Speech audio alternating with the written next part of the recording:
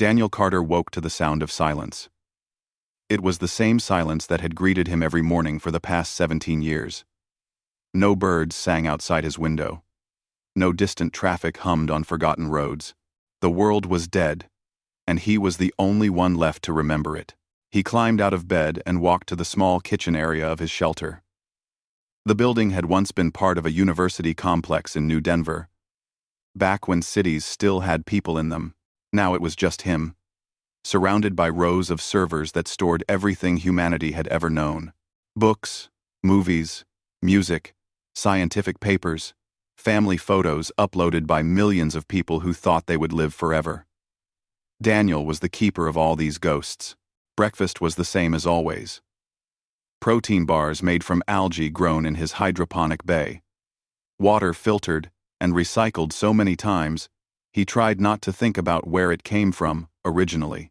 Coffee substitute that tasted like burnt dirt but gave him enough energy to face another day. After eating, Daniel walked outside to check the solar panels.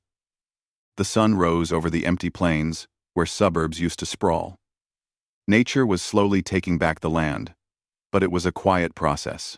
No animals larger than rats had survived the great silence. The grass grew wild and tall, covering the bones of a civilization that had vanished in a single night. He still remembered that night. Daniel had been working late at the archive center, organizing old military records. Around midnight, he felt strange, a pressure in his head, like someone was trying to push their way into his thoughts. It hurt, but he fought against it. When the pressure finally stopped, he was alone. Everyone else in the building had collapsed where they stood. By morning, he understood that everyone, everywhere, had done the same thing. They had not died immediately. Daniel had spent weeks moving from house to house, checking on his neighbors, his friends, his family.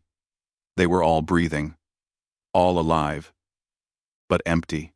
Their eyes stared at nothing. They did not eat or drink. Within a month, they were gone. Daniel had buried as many as he could before accepting the terrible truth. He was the last human being on Earth. 17 years later, he had built a routine that kept him sane. Check the panels, maintain the water systems, record observations in his daily log, read something from the archives, sleep, repeat. It was not much of a life, but it was all he had. Daniel was inspecting the eastern panel array when he saw them. 3 figures walking across the plain, coming directly toward his shelter. He froze, his heart suddenly racing. For a moment, he thought he had finally lost his mind. Isolation did that to people. He had read about it in the psychology texts, but the figures kept coming, solid and real. Daniel ran back to his shelter and grabbed the binoculars he kept by the door. Through the lenses, he saw them clearly, and his breath caught in his throat. They were not human.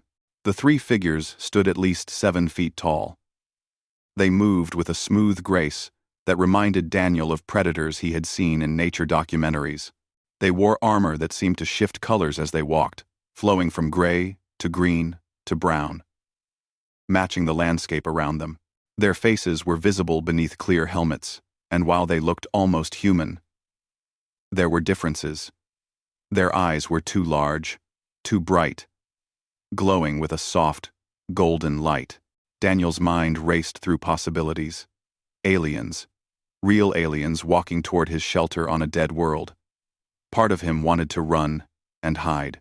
Another part, the part that had been alone for 17 years, wanted to run toward them and beg them to be real. He compromised by standing at the door of his shelter with an old rifle in his hands. It probably would not do anything against their armor, but it made him feel slightly less helpless. The 3 figures stopped about 20 feet from his door.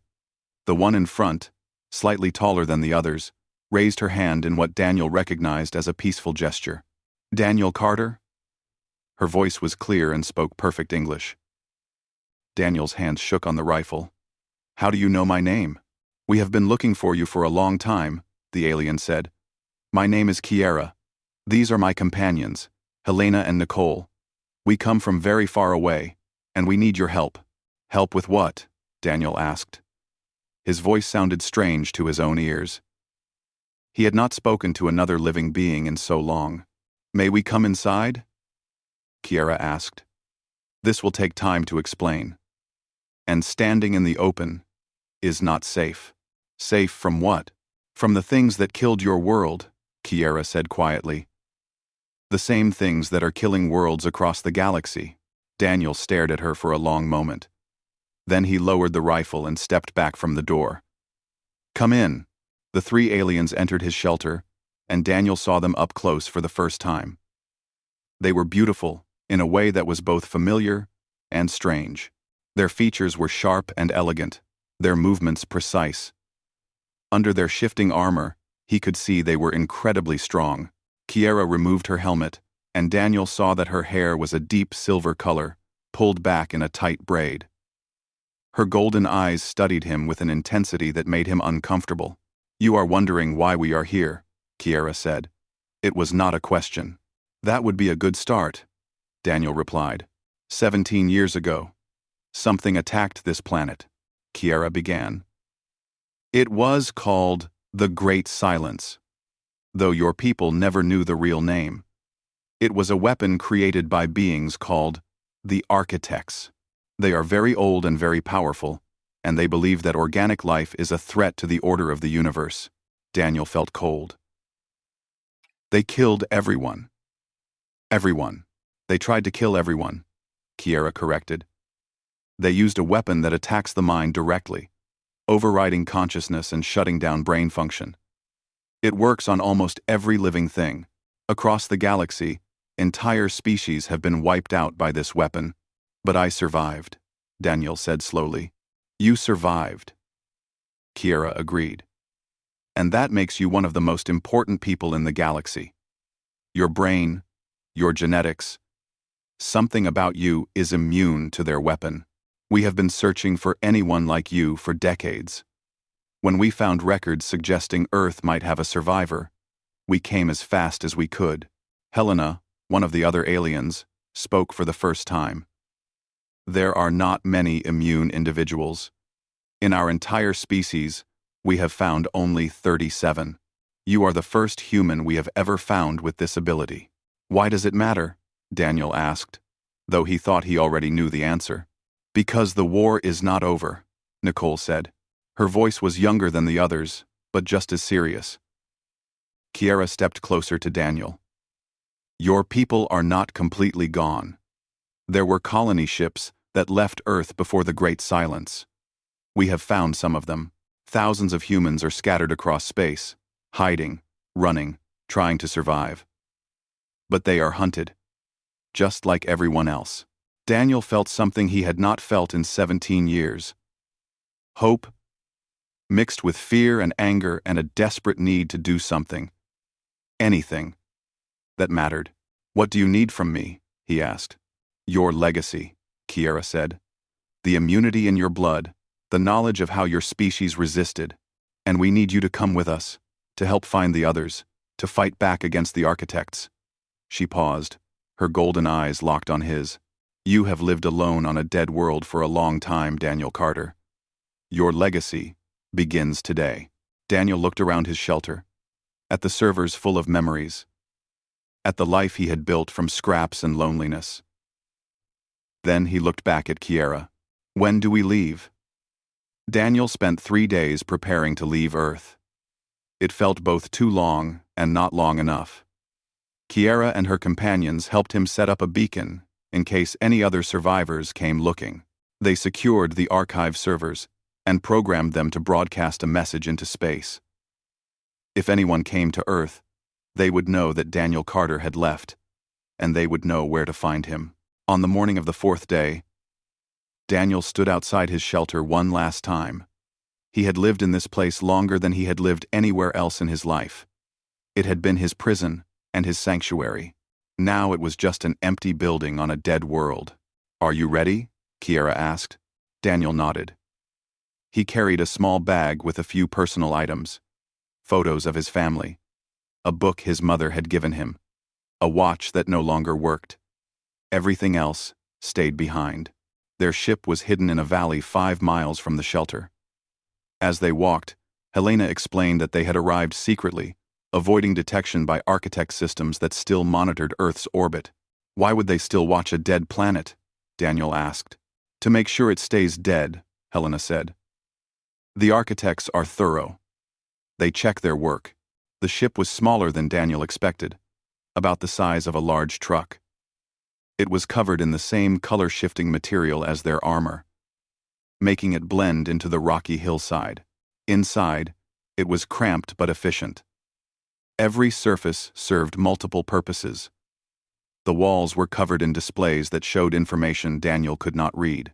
Nicole showed him to a small sleeping area. The trip to the fleet will take 6 days, she said. You should rest as much as you can. When we arrive, things will move quickly. Daniel tried to rest, but his mind would not stop racing.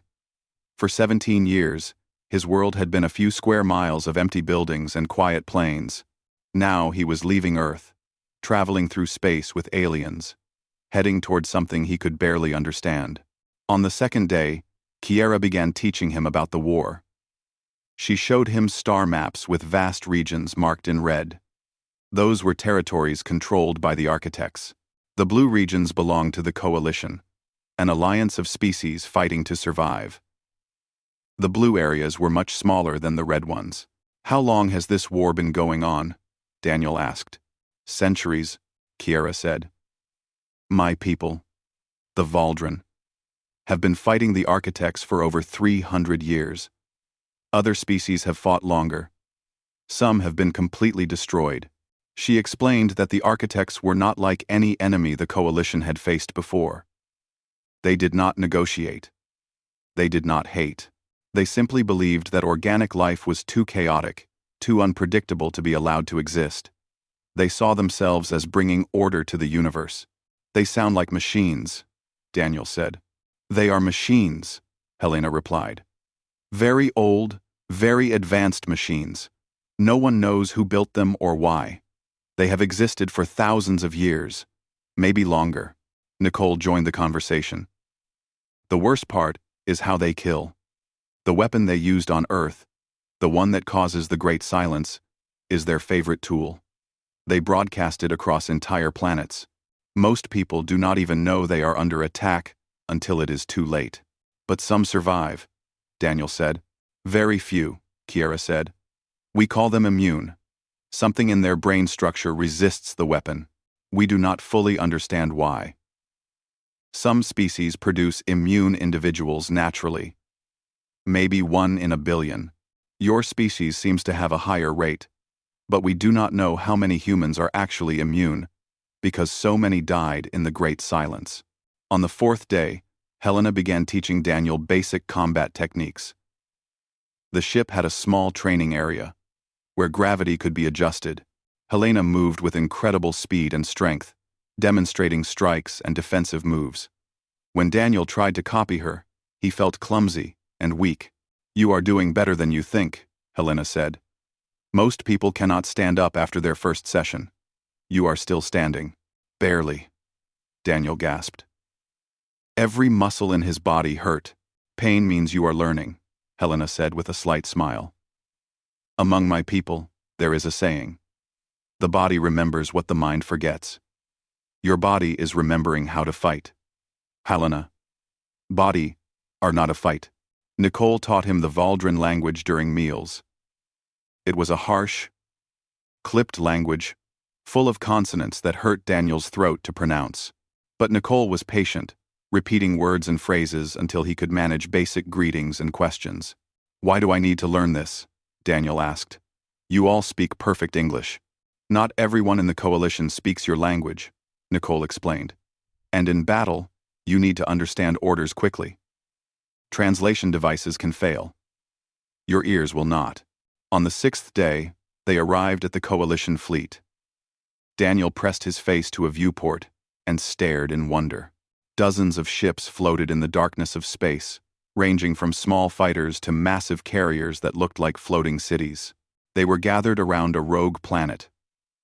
A world without a sun, lit only by the glow of their engines and lights. "This is Refuge Station," Kiera said. "One of our hidden bases.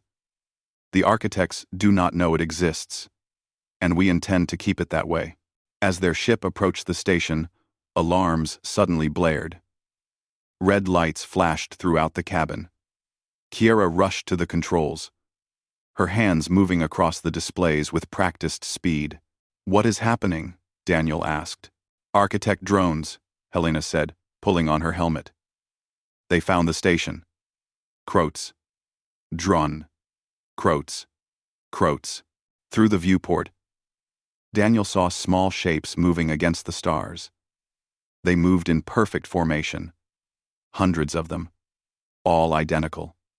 They were headed directly for the Coalition fleet. "How did they find us?" Nicole demanded. "It does not matter now," Kiera said. "We need to dock before the shooting starts." Their ship accelerated, racing toward the station as the first weapons fire lit up the darkness. The Coalition ships were returning fire, their beams and missiles streaking toward the approaching drones. Explosions bloomed in the void like deadly flowers. Daniel felt his stomach lurch as their ship twisted and turned, avoiding debris and weapons fire. Kiera was an incredible pilot, threading through gaps that seemed impossibly small. They reached a docking bay and slammed into it hard enough to throw Daniel against his restraints. "Move!" Kiera shouted. They ran from the ship into the station, where alarms were screaming and people were running in all directions. Most of them were Valdrin, but Daniel saw other species too. Some looked almost human. Others were completely alien. A tall man in a worn military uniform approached them. His hair was gray, his face lined with age and hard experience. When he spoke, it was in English with an accent Daniel recognized as American. "You must be Carter," the man said. "I am Gregory Kane. Welcome to what is left of humanity." Daniel stared. "You are human?" "One of about 3,000, Kane said. "We escaped Earth on colony ships before the Great Silence. Been running ever since." He looked at Kiera. "You found him. I did not think you would." "The intelligence was good," Kiera said. Kane grunted.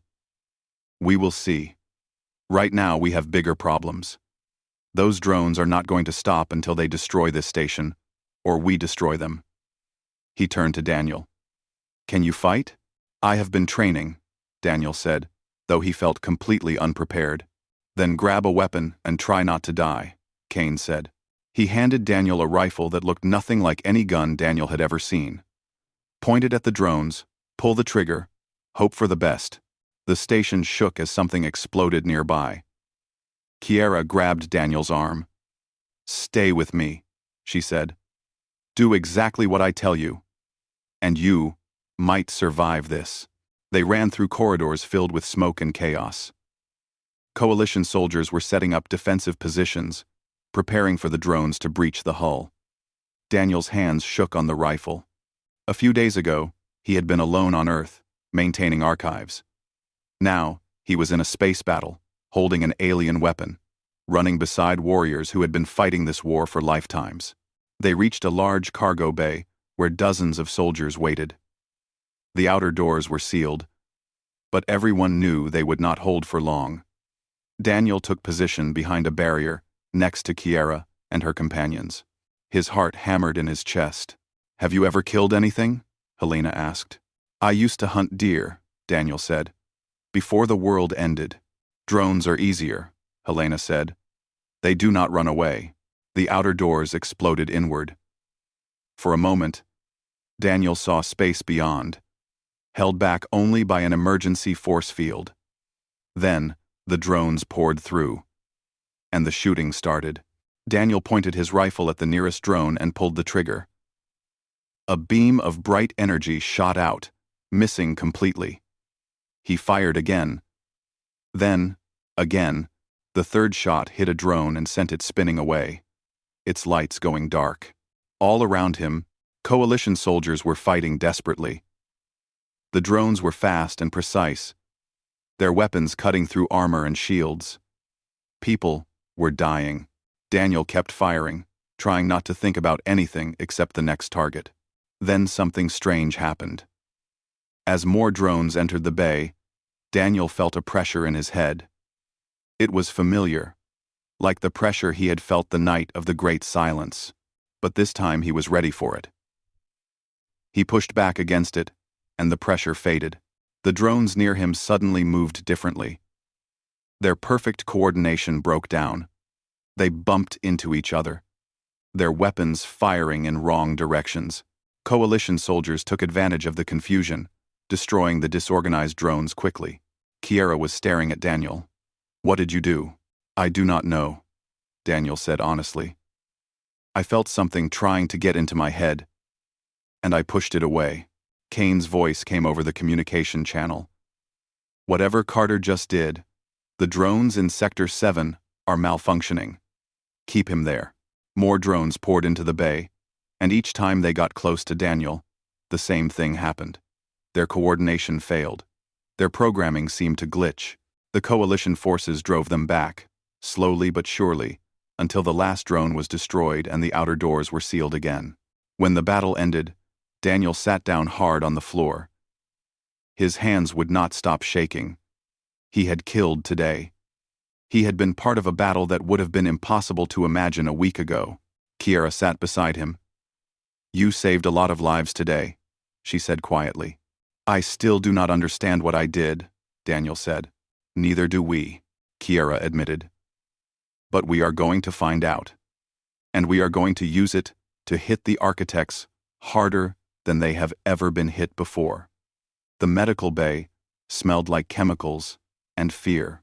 Daniel lay on a table surrounded by machines he did not understand, while doctors from 3 different species examined him.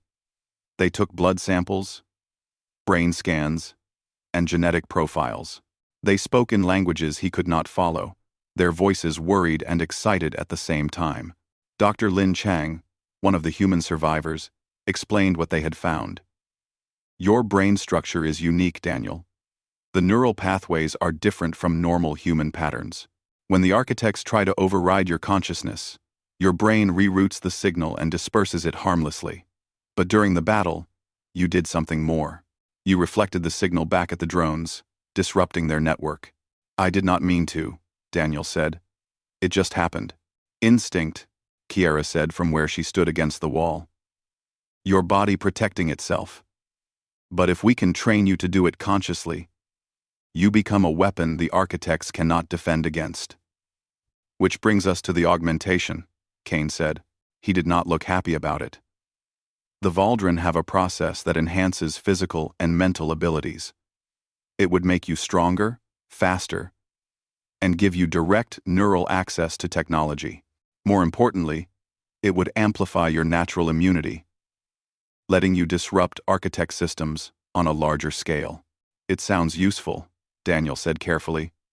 "Why do you look like you are about to tell me bad news?" Dr. Chang exchanged glances with Kane. "The process has a 60% fatality rate in humans. Your body might reject the augmentation. Even if it works, the process is extremely painful. You would be conscious through all of it." "And if I do not do it?" Daniel asked. "Then you remain useful, but limited," Kiera said bluntly. "The architects will adapt to your presence. They will find ways to work around you. With the augmentation, you become something they cannot predict or counter." Daniel thought about the battle in the cargo bay. He thought about the coalition soldiers who had died defending the station. He thought about the 3,000 humans scattered across space, running from an enemy that would never stop hunting them. "When can we start?" he asked. The procedure began the next day. They placed Daniel in a chamber filled with clear fluid that would protect his body during the process. Needles injected nanomachines into his bloodstream, billions of tiny devices that would rebuild his body from the inside out. At the same time, surgeons implanted neural interfaces directly into his brain, connecting his thoughts to computer systems. Dr. Chang had been right about the pain. It felt like Daniel was burning from the inside. His muscles cramped and tore as they were reinforced. His bones ached as they were strengthened. Worst of all was his brain. where new pathways were being forced into existence. He wanted to scream, but the fluid in his lungs prevented it. Kiera stayed with him through all of it. She stood outside the chamber, her hand pressed against the glass. Daniel focused on her face, using it as an anchor to keep from losing his mind. The process took 18 hours. When it was finally over, they drained the chamber and pulled Daniel out. He collapsed on the floor, coughing up fluid, every part of his body trembling. But he was alive. Recovery took another 3 days.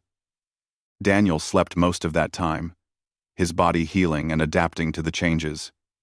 When he finally woke properly, he felt different. Everything was sharper, clearer. He could hear conversations from rooms away. He could feel the electrical systems in the walls, sense the flow of data through the station's network. Helena helped him learn to walk again. His new strength made him clumsy at first. He broke a door handle by gripping it too hard. He jumped and hit his head on the ceiling. But gradually, he learned control. Nicole taught him to use his neural interface. With a thought, he could access computer systems, read data, even control simple machines. It was overwhelming at first, like learning to use a new sense he had never known existed. The hard part is filtering, Nicole explained. There is so much information around you all the time. You need to learn what to pay attention to and what to ignore. 2 weeks after the augmentation, Kiera brought Daniel to a briefing room. Kane was there, along with several coalition commanders Daniel had not met before. A holographic display showed a star system he did not recognize. "We found another human colony ship," Kane said without preamble. "The Liberty's Dream. It was one of the first ships to leave Earth, 70 years ago. Intelligence suggests it is in this system, but we have lost all contact with it." "Why are we just looking for it now?" Daniel asked. "Because it is deep in architect territory," Kiera said. "Going after it is extremely dangerous, but our sources indicate the ship may have survivors who developed natural immunity, multiple generations living under low-level architect surveillance. If we can rescue them, we might find dozens of immune individuals." "We need your abilities, Carter," Kane said. "Your presence will disrupt architect systems, giving us a chance to get in and out before they can respond effectively. But I will not lie to you. The odds are not good. A lot of people could die on this mission." Daniel looked at the holographic display. Somewhere in that system were humans who had been running and hiding for 70 years. They deserved a chance to come home. "I am in," he said. The mission team consisted of Kiera's hunting pack, Daniel, and a squad of coalition Marines. They took a fast, stealth ship and spent 5 days traveling to the target system. During the journey, Daniel practiced using his new abilities. He learned to sense architect signals and push back against them, creating zones of disruption around himself. They found the Liberty's Dream in orbit around a dead moon. The ship was dark, its systems barely functioning. No one responded to communication attempts. "Life signs?" Kiera asked. The ship's sensors showed hundreds of people on board. "But their readings are strange," the pilot said. "Neural activity is abnormal, synchronized in a way that should not be possible." Daniel felt cold. The architects got to them. They docked with the colony ship and entered carefully. The interior was dark, except for emergency lights. The air smelled stale and wrong. As they moved through the corridors, they found the colonists. They were alive but not living. Men, women, and children stood in perfect rows, their eyes open but empty. Cables ran from ports in the back of their heads to terminals on the walls. Their bodies were thin from lack of proper care, but they remained standing, connected to the ship's systems. "What did they do to them?" one of the Marines whispered. "They are using them as processors," Daniel said. He could feel the architect network pulsing through the ship. The colonists are still conscious inside their own heads.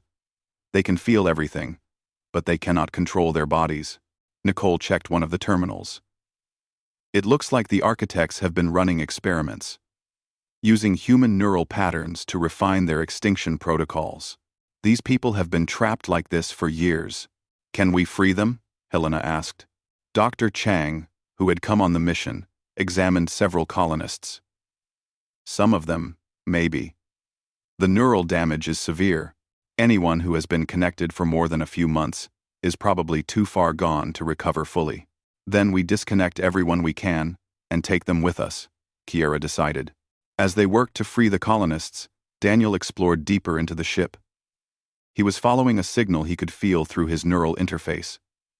Something that felt different from the architect network.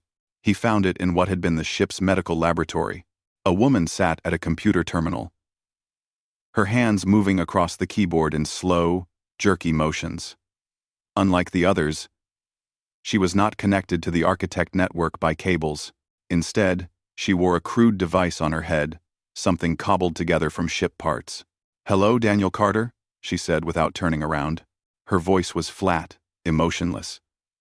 "I am Lisa Martinez. I was the chief neuroscientist on this ship. I have been waiting for someone to find us." "How are you doing that?" Daniel asked.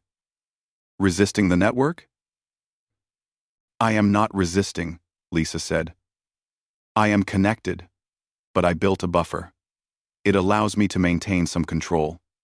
Not much, not enough, but enough to finish my work." She turned to face him, and Daniel saw that her eyes were wrong. They moved, in strange patterns, never quite focusing on anything. "What work?" "I isolated the immunity gene," Lisa said. "Before they took us, I managed to identify what makes some people resistant. The data is in the ship's core, encrypted. Only someone with neural augmentation can access it." She stared at Daniel with those wrong eyes. "You have augmentation. I can sense it. You can retrieve my research." Daniel connected to the terminal through his neural interface. The data flowed into his consciousness, complex genetic formulas and neurological patterns. Lisa had found it, the key to immunity, the ability to resist the architect's most powerful weapon. "Why did you stay connected?" Daniel asked. "You could have shut down the network.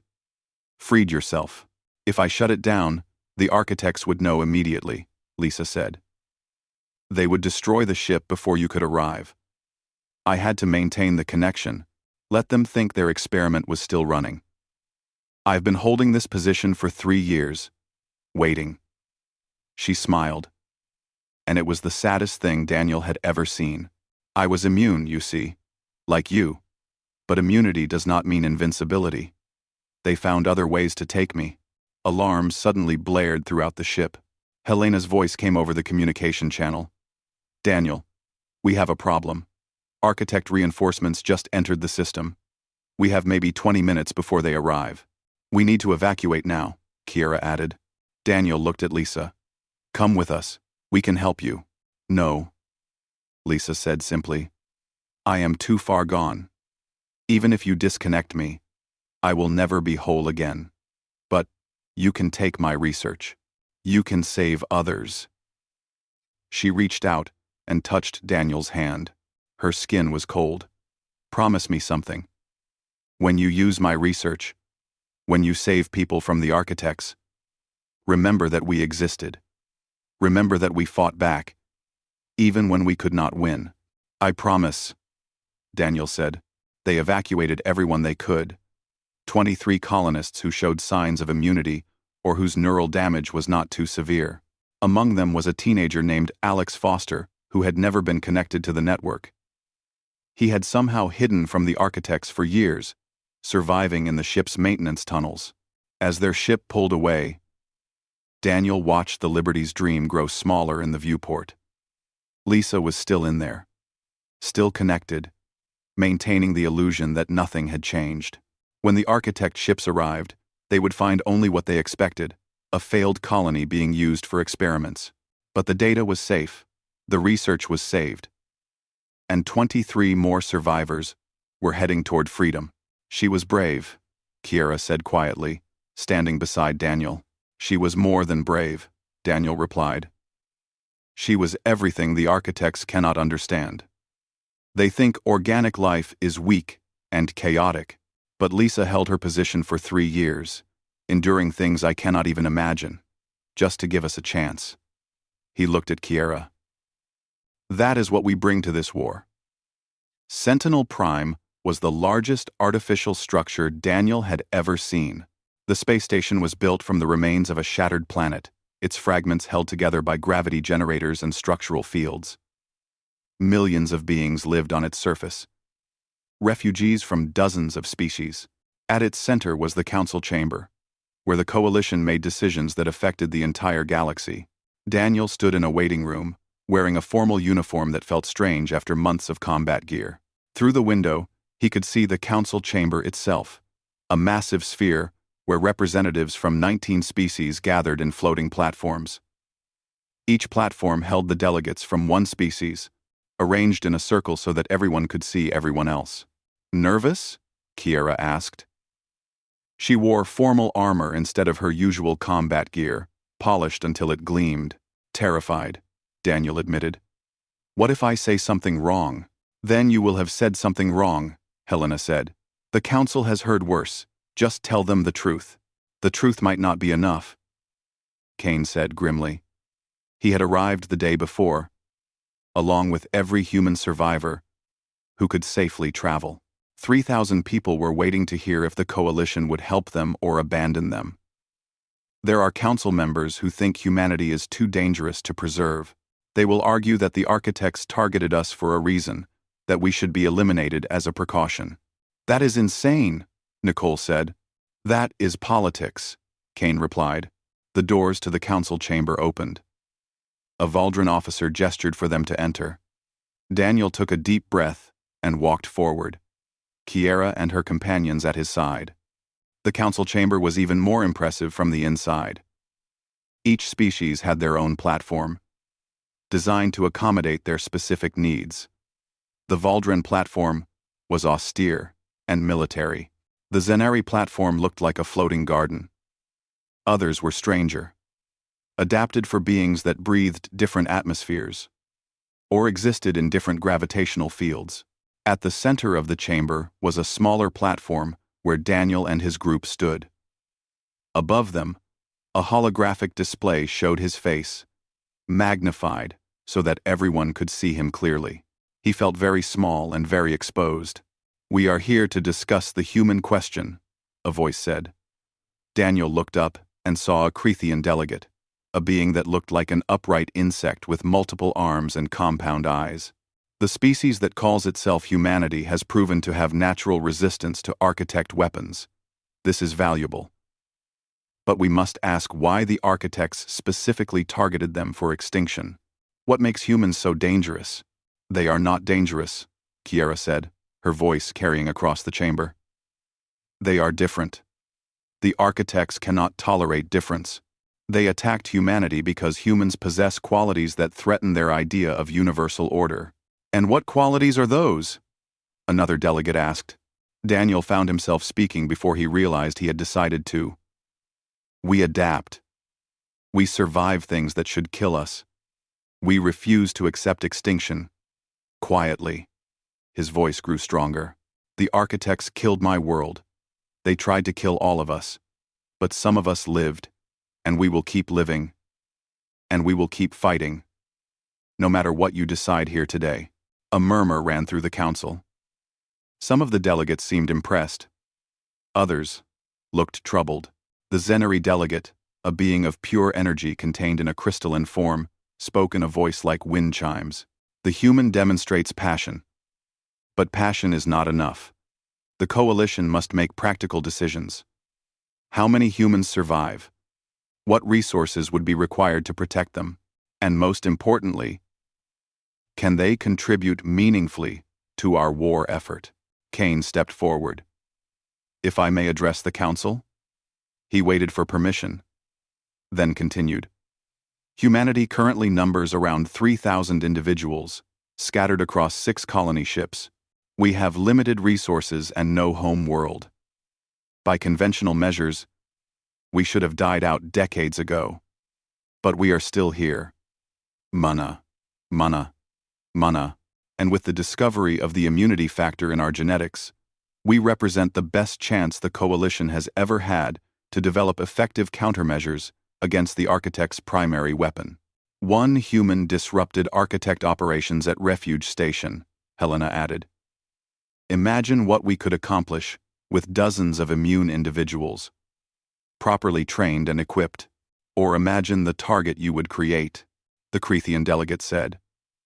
Concentrating immune individuals makes them easier for the Architects to find and eliminate.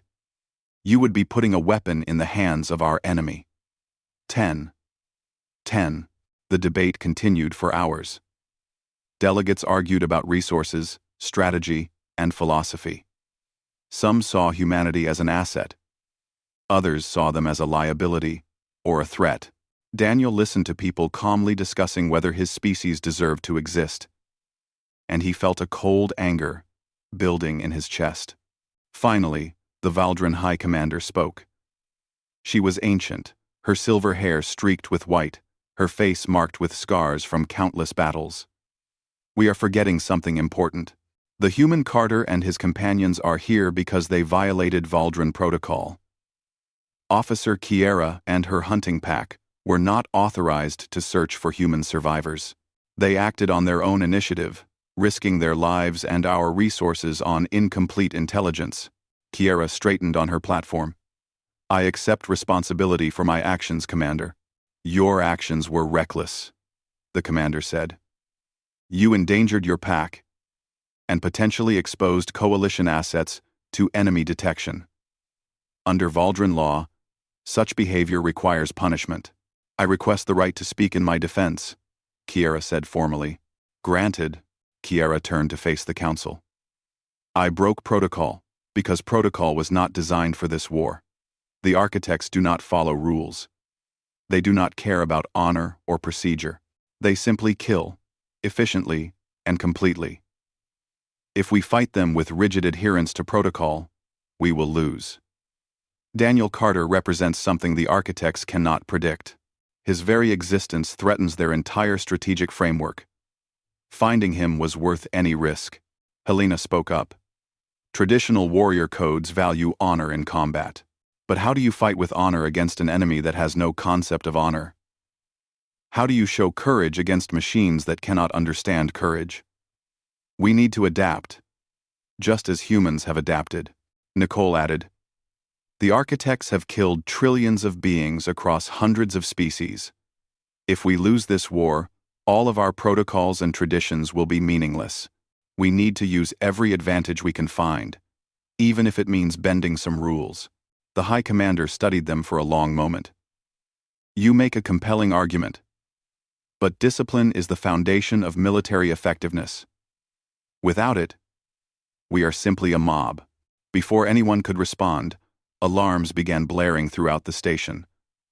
The holographic displays flickered and changed, showing tactical data. Red markers appeared across multiple systems. An officer rushed into the chamber. Commander, we are receiving reports of coordinated Architect attacks across 12 Coalition positions. It is the largest offensive we have seen in decades. The council erupted in chaos. Delegates shouted questions and orders. More information flooded in. Colonies were under attack. Defense stations were going dark.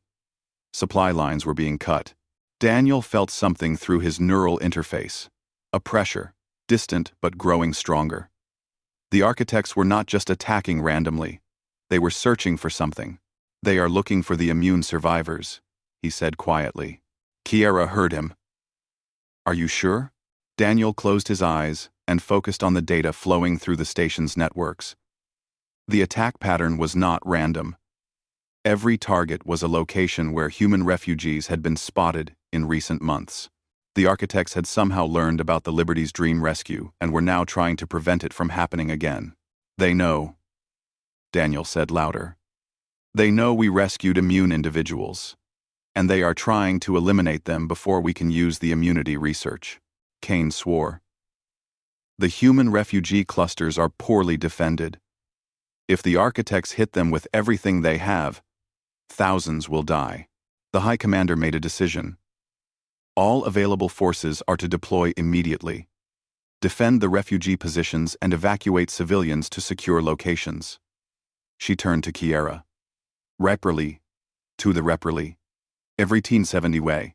Your unauthorized mission has put us all at risk. But it has also given us intelligence we desperately needed. Your punishment is suspended. Take your pack and the human Carter to wherever he can do the most good. Yes, Commander, Kiera said. As people rushed to their positions, a human woman approached Daniel and Kane. She wore a military uniform with insignia Daniel did not recognize. Her expression was hard and angry. Commander Kane, she said coldly. We need to talk about the Coalition's failures, Kane sighed. Victoria Cross. I should have known you would show up.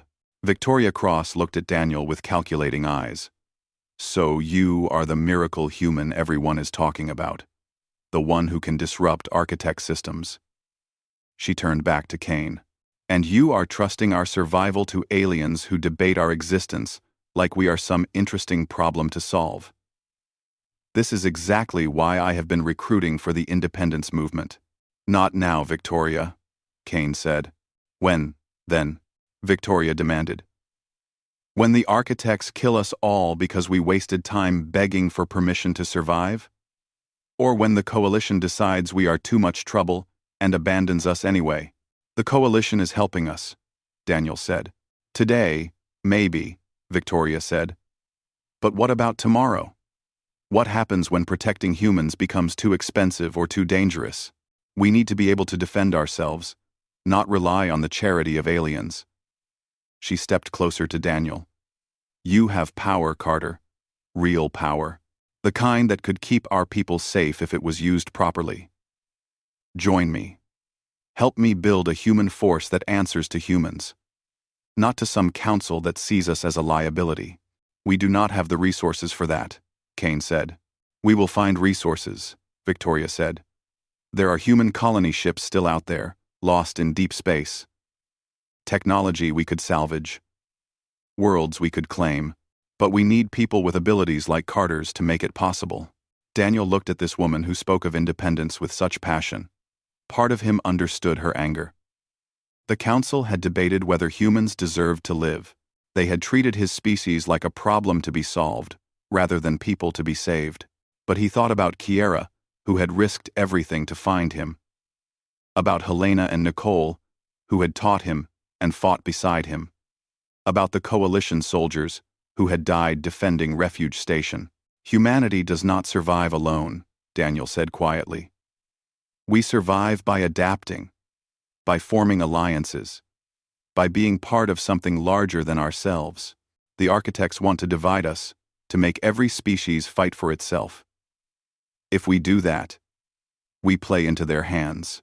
Victoria's expression hardened. You will regret that decision, Carter. When the Coalition fails you, remember I offered you another path. She turned and walked away. Kane watched her go. She is going to be a problem. She already is a problem, Kiera said. But right now, we have bigger concerns. Those attacks are not going to stop themselves. Daniel looked at the tactical displays showing architect forces advancing across multiple systems. Somewhere out there, people were dying while he stood in a safe chamber debating politics. Then let us stop talking and start fighting, he said. The council session ended without a formal vote on humanity's status. The architect offensive had forced everyone to focus on immediate survival rather than long-term policy. But Daniel knew the debate was not over. The question of what to do with humanity would return once the current crisis passed.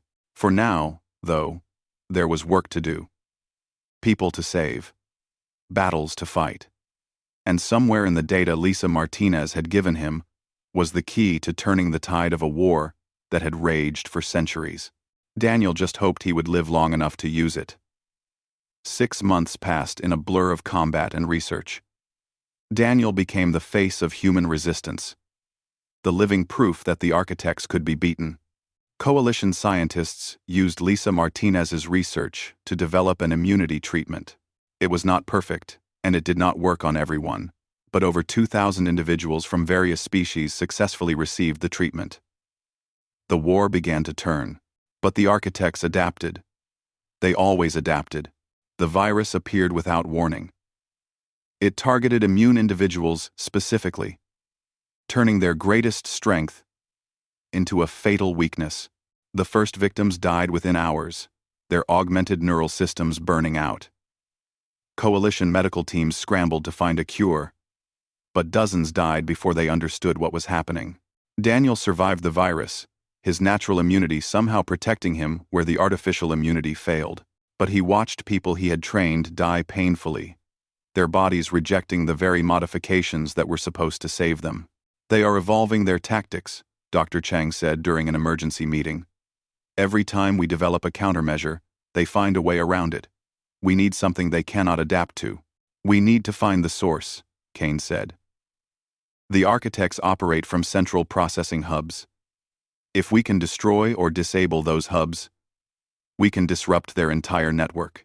We have been trying to locate their central hubs for decades, a Valdran commander argued. They are hidden, protected by layers of security and military force we cannot penetrate. Maybe we have been looking in the wrong places, Kiera said. She activated a holographic display showing a star chart. While Daniel was fighting on the front lines, I continued following the intelligence that led me to him. The data cache mentioned something called the Preservation Initiative, a human organization that predicted the Great Silence and prepared for it. I found more references in old Earth databases. They had sanctuaries, hidden colonies designed to survive the extinction event. We know about the colony ships, Kane said. We came from them. Not the ships, Kiera corrected. The initiative had ground-based facilities, hidden worlds, where they moved civilians before the Great Silence. According to the data, there may be thousands of humans living in complete isolation, protected by technology so old the architects do not recognize it as a threat. If this is true, why have we not found them? Kane asked. Because they were designed to be unfindable, Kiera said. But the data cache includes coordinates, one sanctuary, a place called Haven. It is in an uncharted system, hidden behind natural interference that blocks most sensors. It could be a trap, Helena warned. Or it could be our answer, Daniel said. He studied the coordinates. If there are humans there, they might know things we have forgotten. The initiative clearly understood the architects better than we do. They predicted the Great Silence. They must have had information we lost. The Council authorized the expedition. Kiera's hunting pack, along with Daniel and a small team of specialists, took a stealth ship to the coordinates.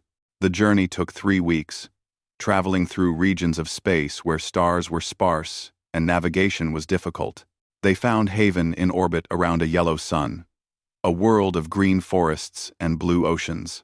As they approached, their sensors detected settlements, cities built with technology that mixed ancient and modern designs. Life signs are off the scale, the pilot reported. Tens of thousands of humans down there. Daniel felt tears in his eyes. All this time, while he thought he was alone, while the survivors in space struggled and ran, there had been an entire hidden population living in safety. A communication signal reached their ship. A woman's voice, old and tired but still strong. Unidentified vessel. This is Haven Security. Please identify yourselves. This is Daniel Carter of Earth, Daniel said. We are human survivors from the colony ships. We found the coordinates left by the Preservation Initiative. There was a long pause. Then the voice replied, Daniel Carter. We have been waiting a very long time for someone to find us. Permission to land is granted. Welcome home. The cities of Haven were beautiful and strange. The buildings were grown from living materials. Trees and vines, shaped into homes and structures. The people looked healthy and happy, untouched by the war that had consumed the galaxy. Children played in parks. Farmers tended fields. It was like stepping into a dream of what Earth used to be. An elderly woman met them at the landing site. She walked with a cane, but her eyes were sharp and intelligent. I am Diana Wells, she said, one of the last founding members of the Preservation Initiative. You must have many questions. Uh, 40,000 people, Kane said, staring at the city around them. Not just here, Diana said. There are 4 other sanctuaries, like this one, scattered across the galaxy. In total, the initiative saved nearly 200,000 humans. We have been waiting for the right time to reveal ourselves. Why wait? Daniel asked. While you stayed hidden, billions died. We could have used your help. Diana's expression grew sad. Come with me. There is something you need to see. She led them to a building at the center of the city, a structure that looked like a library but felt like a command center. Inside, walls were covered with displays showing star charts, historical records, and technical data. At the center was a holographic projection of the galaxy, with red markers showing architect-controlled territory. The Preservation Initiative was founded 80 years before the Great Silence, Diana explained. Our researchers discovered evidence of the architects, patterns of extinction that had repeated across thousands of years. We knew they were coming for humanity. We knew we could not stop them. 10-5. She manipulated the holographic display. So we did the only thing we could. We created a controlled extinction event. The Great Silence was not an architect weapon. It was ours. Daniel felt the world tilt. What? The architects were already infecting humanity, Diana continued. Their weapon does not kill immediately. It corrupts slowly, over years, turning populations into passive subjects before the final extinction event. By the time we discovered this, over 90% of Earth's population was already compromised. The Great Silence was a neural pulse that terminated the infection before the architects could complete their work. You killed billions of people, Kane said, his voice shaking. We saved the species, Diana replied. Everyone who died in the Great Silence was already dead, their minds slowly being overwritten by architect programming. We targeted only the infected. Everyone else, everyone with natural immunity, was supposed to survive in isolated pockets. Daniel, you were one of hundreds of immune individuals left in strategic locations. You were meant to be found. To become exactly what you have become. Daniel felt sick. I thought I was alone. I thought everyone I loved died because of the architects. They did die because of the architects, Diana said gently. The infection was not their fault. But if we had done nothing, the architects would have completed their work. Humanity would have been erased completely. Not just from Earth, but from memory. This way, we survived. Changed. Scattered. But alive. Why tell us this now? Kiera asked. Diana pulled up another display. Because we have been studying the architects for 8 decades. We know where their central processing hubs are located. We know how their network is structured, and we know their weakness. She looked directly at Daniel. They cannot comprehend true randomness. Their entire system is based on predicting and controlling organic behavior. But human immunity is not just resistance to their weapon. It is fundamental unpredictability. Your neurons fire in patterns they cannot model. You are chaos in their ordered system. So Daniel can disrupt their operations, Helena said. We already knew that. Not just disrupt, Diana corrected. Transform. If Daniel can reach their central core and introduce his neural patterns directly into their programming, he can force them to accept uncertainty. It will not destroy them, but it will fundamentally change how they operate. They will no longer be able to justify extinction as the only path to order. That sounds incredibly dangerous, Nicole said. It is. Diana agreed. The core is located at the Galactic Center, protected by more military force than the entire coalition could muster. Getting there would be suicide. But you have a plan, Kiera said. Diana smiled. We have had 80 years to prepare. Yes. We have a plan. The assault on the Architect Corps took 3 months to organize. Ships from the hidden sanctuaries joined with the coalition fleet, doubling their military strength. The immunity treatment was refined using data from Haven's research facilities, making it more stable and effective. Alex Foster, the teenager rescued from the Liberty's dream, demonstrated abilities even beyond Daniel's. He would be part of the assault team. Victoria Cross arrived with her independence movement, demanding to be included in the operation. Kane reluctantly agreed, knowing they needed every available fighter. The uneasy alliance held together, unified by the common goal of striking at the heart of the Architect network. The battle was brutal. Architect defenses were overwhelming. Layers upon layers of automated weapons and corrupted ships. Coalition forces fought desperately, dying by the thousands to create a path for Daniel's team. Alex Foster sacrificed himself at the final defensive line, using his abilities to overload an entire Architect defense grid. His last words over the communication channel were, "Tell them, we did not go quietly. There, crossed. I have round."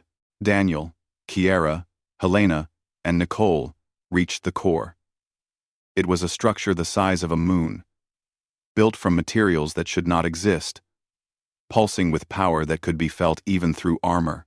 They fought through the last defenses and reached the central chamber.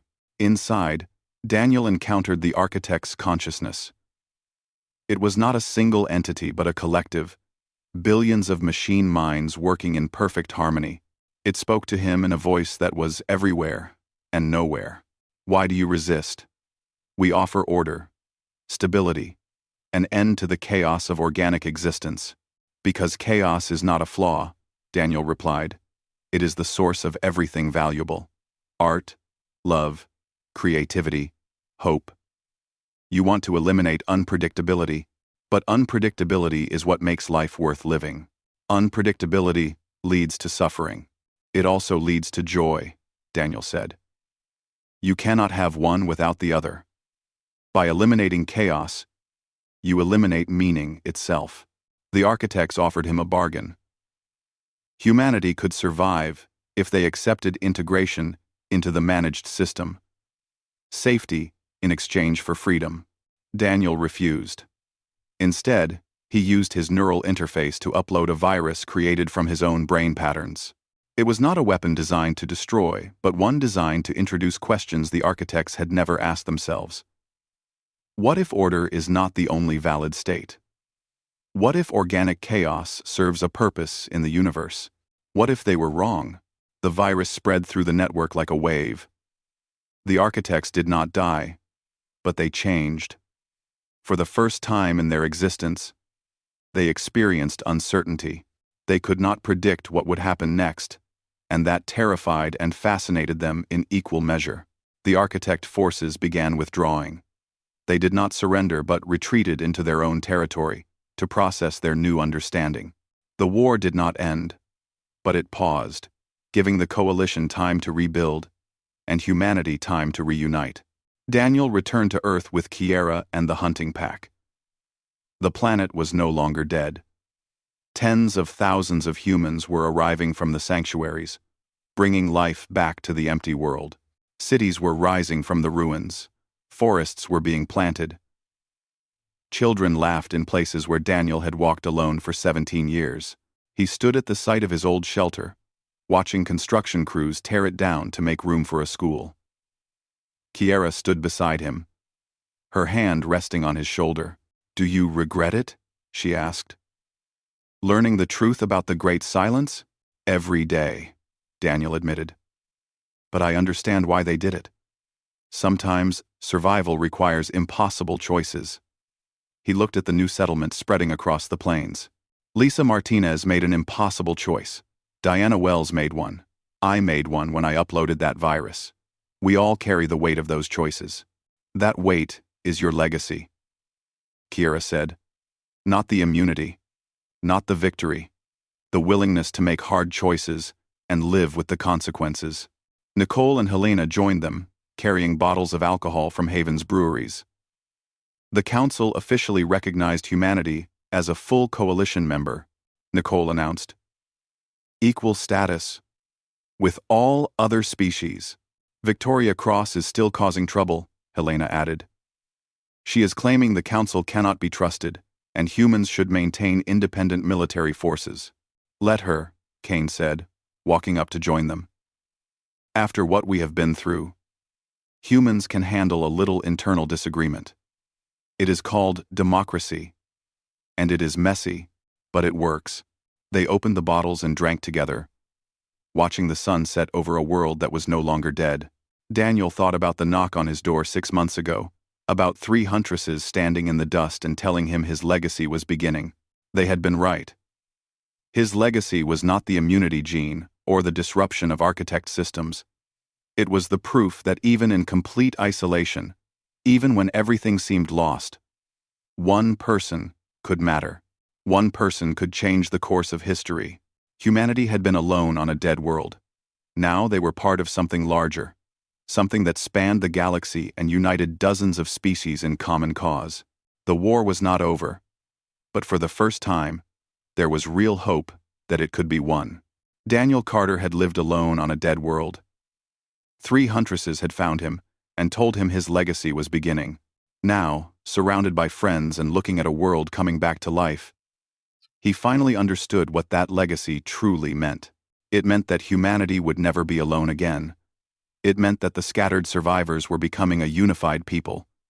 It meant that the future, uncertain and chaotic as it would be, belonged to them.